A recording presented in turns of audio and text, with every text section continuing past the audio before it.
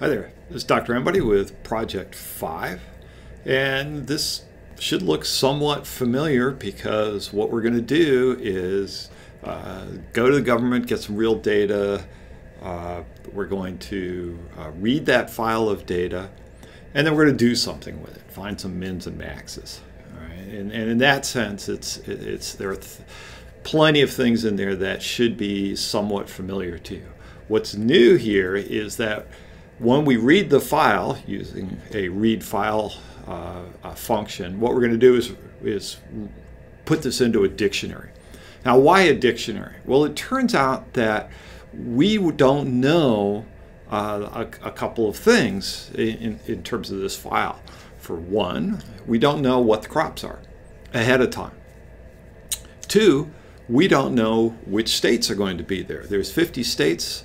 But not all in fact, most of the states are not in this file. So the dictionaries are nice for a situation like this. We don't know how many crops there are. All right, gather the data about those crops, on the fly. And the same thing with the states. Which states have data? Well, we figure that out as we read the file. And so, we're going to open the file, we're going to read the file, and then we're going to do something with it. What are we going to do with it? Well, let's find some maxes and mins in the sense of, when did we get the minimal value? Find the minimum value and what year is that? And find the maximum value and what year is that? And then if there are if there are multiple years with the same min or max value, I define arbitrarily that we're going to print out the smaller year. Since this is real data, there's some messy stuff in there. The state of Missouri. Sometimes it's just Missouri, and sometimes it's Missouri/2. You got to handle that. The data. Sometimes there's numbers there, sometimes there's blanks there, and sometimes there's just a period there. Why a period? I don't know, but that's what's in the data file. That's what we get. Final thing about this is that just to help force you on the notion that you don't know ahead of time what's in this file, there's going to be a blind test, and this blind test has other crops, other states. So you can't make any assumptions about the states other than the fact that there are 50 of them. And to help you out, I give you a list of those states so you don't have to type them in yourself. Just grab that list. And then the crops we don't know anything about. It's just an entry in the field. So with that, let's take a look at at this particular project. So the data file that I downloaded, I gave the site in the project. Let's see, where was it? There it is, USDA. So this is data about genetically modified crops, and and when are they used? And the data is up through last year. We don't have any data for this year, not surprisingly. There aren't many columns in this data. There are thousands of rows, and we aren't interested in all the columns. There's we're certainly interested in the state and the crop. And here you can see it's corn. Okay, we care about that, and we'll probably use corn as one of our indices. The title, don't really care about that. The variety we do only because, as specified in our document, we're only interested in entries. There it is, all GE varieties. So we're only interested in those. So we can just ignore the other rows. But that's why the variety column is important. Then the year is important because we're interested in the years that are involved. The unit column, it's actually the same all through the file. We don't care about that. And then there's a value, which is the percent. And so what we're going to do here is we're going to find out where the minimum value is, and then what year is that. And then we're going to go through and we're going to find out where the maximum value is and what year is that for each state. So we're slicing this data two ways. we're slicing it by crop, and we don't know the number of crops, what crops are ahead of time. And we're doing it by state, and we don't know the states. And in addition, not only do we not know that, but we will find that there are some states that have data for one of the crops and others, and maybe they don't have data for both crops, so you don't even know that.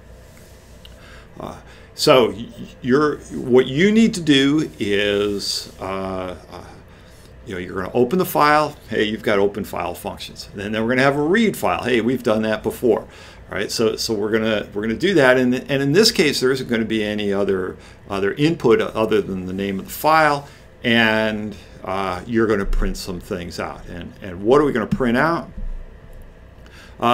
It looks something like this. So we enter a file, and we enter a file name, and then we will have determined a crop. And so you can see here I have the crop corn, I have the crop soybeans, and there's another crop called upland cotton. What's upland cotton? I don't know, but that's what the entry in the table is. And then we see, we have a row of headers there, and then there are the states. And the states are done alphabetically, and obviously there aren't 50 of them there. Right, and then down here you'll see right away, oh, Arkansas wasn't even in the corn business. They're doing soybeans. So we can see right away that the states that we have, not only are there not 50 of them, but they're different depending on the crop. And then for each of these states that has corn here, we want to find the maximum out of that column. That's the percentage, and what particular year it was, and the minimum, and what particular year that was. And again, if there's multiple ones of the same minimum or the same maximum, I define in here what to do, which I think was grab the lowest one. That was test one. Test two is similar, but it doesn't have corn. It just has soybeans and upland cotton. All right. And then the test three is blind. But the thing about it is that it does have different crops and states. You don't get to see the input. You don't get to see the output. All you get to see is what got printed. And as before, to help you out, there's a few things in there to help you out. So for example, there's the format string that I use. And so that will help you to be able to get it to match what Mirror is going to put out in terms of the testing. You are required to have 4 functions. Okay? And an open file one, you probably have something that you can use that you've had before. The read file, we've done that kind of thing, but of course that will be different. Most important is that it returns a dictionary. You get to decide what that dictionary is, but it must return a dictionary. And then again, there will be a function called main, and you have to have at least one other function. And I encourage you to have more functions if that's if that's your choice. So with that, we can look at the data. As I mentioned, sometimes it will have some ugliness in there. And let me show you how I go about starting a project like this. So what I do is, I gave you this line with all the states in it. I start out, open the file, and then I will just print the first 10 lines. So I have a little count variable, and if the count's greater than 10, I'll break, and then I'll increment it. And when I run that, this prints out 10 lines. Now I know I've successfully opened the file, and I can get the data out of it. The next thing I do is I say, all right, let's split stuff and see how that works. Let's make a list, each line.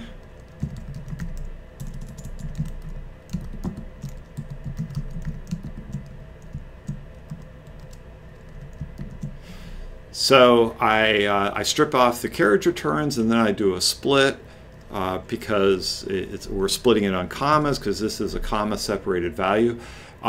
If you want to use the CSV module, you're certainly welcome to do so. That's necessary when you have an even messier file than we have. Like maybe there's commas in each entry. But for this one, it actually splits nicely, so you don't have to use the CSV. But if you want to, by all means. So let's see if my my line listing, my creation of lists is going, and we can see, yep, that's what we expect out of that. And I seem to have generated an error there, which that's right. Let's try this again. Yeah, there's my error. Let's try that. Here we go. And now then I can start saying, okay, what am I actually interested in? Well, I'm interested in the state, which was the first column, column 0. And I'm interested in the crop.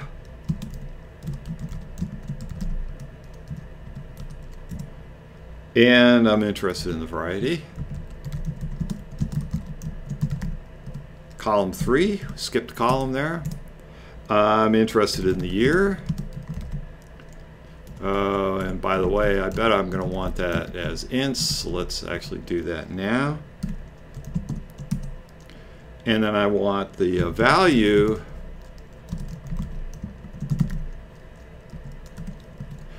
And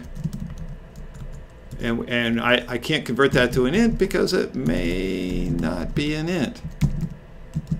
I got to take care of that later on. And then what can I print? Let's just print all those. So print the state, the crop, the variety, the year, and the value. And let's see how that works. Oh, you know, what happened here? Oh, I tried to convert the word year. I forgot to take care of the header line. So let's do that.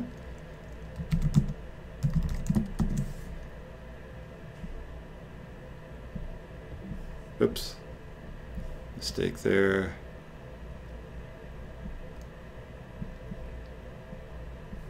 All right, that worked a lot better. Got rid of that. Skip the header line. I should probably put a comment in there. Skip header. Okay, so now I actually know that I can go ahead and you know, pull out the columns that I'm interested in.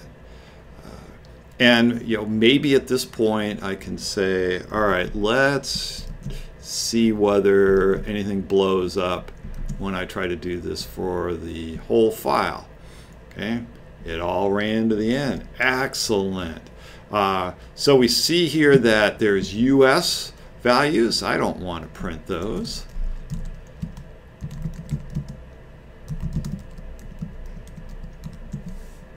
So I could say, all right, the only things I'm interested in are those, right? And you know, and then we can actually see some of the nasty stuff here.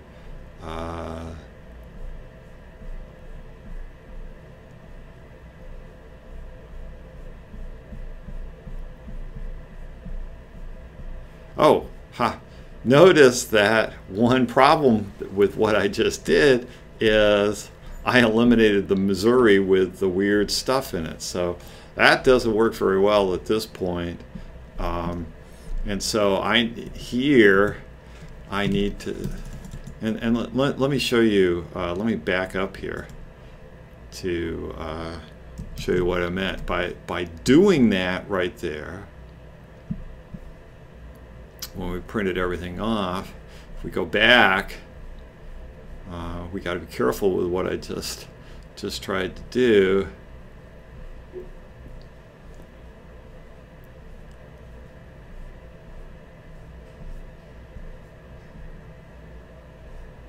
The stuff is running out, so I don't get to see it. So let's try. Let's try to do. Let's fix this so we can see what's going on. Whoops! Instead of that, let's try this.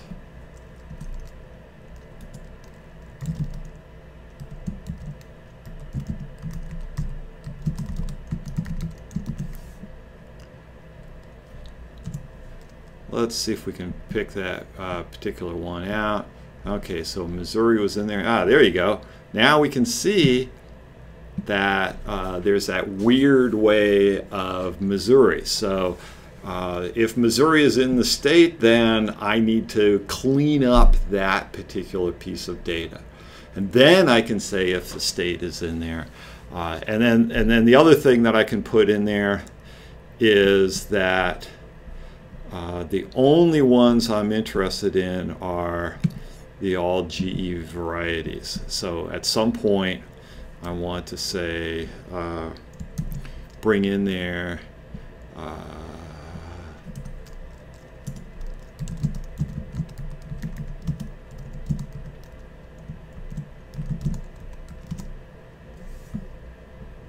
let me just copy it out of here.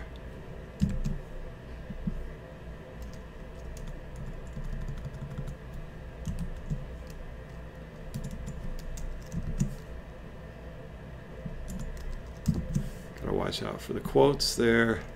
So those are the only rows that I'm interested in.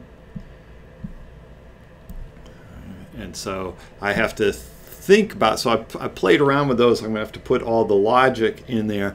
That now once I have all this data, I'm going to have, you know, put this into my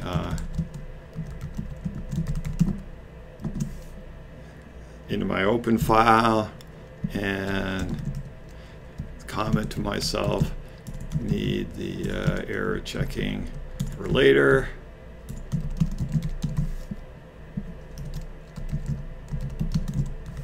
And then I can take all this and I can indent it and say, ah, that is my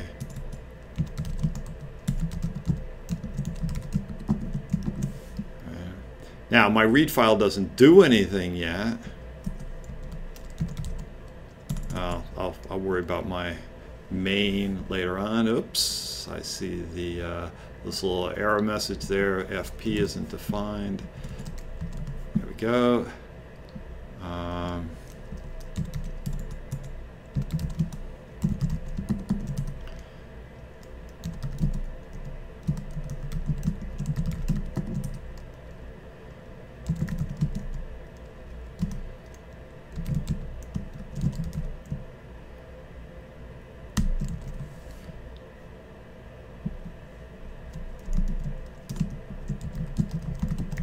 So we don't have a data dictionary there yet. If I can print it.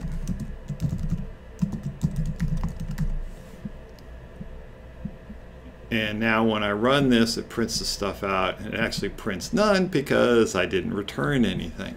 But there, now I have a basic structure to start with. And at this point, you need to think about, you know, that I need to return my data dictionary. All right, what's in that? How do I arrange it? Do I arrange it by crops? Do I arrange it by states? In fact, what I did is that I had a dictionary of dictionaries where I had the top level, I had the crops, and then within the crops, I then had another dictionary of states. So if I were to look at this test case, I had corn as an index at the highest level, and then I had each state at the next level, and then I had all the varieties in there. And I would encourage you to not try and do everything within your read file function, but you know, that in fact would be one way to do that. I like to collect it all out. So I just I had a dictionary of dictionaries, and then I just read the data in there. Read it in as tuples. So it was a dictionary of tuples. You get to decide how you want that, but you do have to use a dictionary in a meaningful way, and that's That's one way to do that. So with that, good luck.